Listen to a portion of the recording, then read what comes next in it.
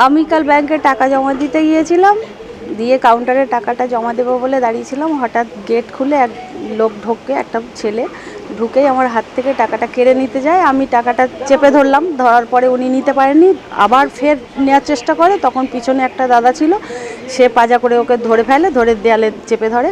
তখন আমি বললাম, তুমি আমার টাকা কাটছিলে কেন? ও বলছে যে না, টাকা কাটছিলাম না। দিয়ে আমি তখন ওকে চড় মারি। তখন সবাই ছুটে এসে ওকে ধরলে পুলিশে খবর দেয়, এসে তাকে পুলিশ ধরে নিয়ে চলে যায়। টাকাটা উনি নিতে পারেননি, আমার যেহেতু হাতে চাপা ধরেছিলাম চেপে, ওই জন্য। কোথায় বাড়ি, এরকম কি জানা গেল ছেলেটা? কি বলছে খিরিস্তলা, মানে সুভাষগ্রামের এদিকে ওইখানে কোথাও বাড়ি বলছে। ওরা যখন মারধর করছিল তখন বলছিল একা ছিল, একা। ও বলছে আমি একা ছিলাম, কিন্তু বাকিরা বলছে যে ওর নিচে কেউ নিশ্চয়ই ছিল, না হলে ও তড়িঘড়ি পালাতে যাচ্ছিল, এরকম একটা ব্যাপার।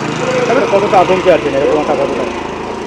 দেখুন, আমরা সাধারণ মানুষ, আর আমরা যে টাইমে ব্যাংকে যাই প্রায় 2টা-2:30-এর পরে, মানে রাস্তাটা ফাঁকাই থাকে। তো আমরা তো এখন বুঝতে পারছি তো নিরাপত্তার অভাব বোধ করছি, কারণ এরকম তো ম্যাক্সিমাম আমরা তো গ্রুপের টাকা জমা দিতে যাচ্ছিলাম। তো আমাদের দলের মেয়েরা তো ম্যাক্সিমাম সময় এরকম টাকা জমা দেয়, তাহলে যে কোনো কারোর সঙ্গেই ব্যাপারটা হতে পারতো। আমি হয়তো টাকাটা নিয়ে সাবধানে ছিলাম বলে কেড়ে নিতে পারিনি, কিন্তু সবাই তো আর ওরকমভাবে নিবে না, তো অনায়াসেই নিয়ে নিতে পারত।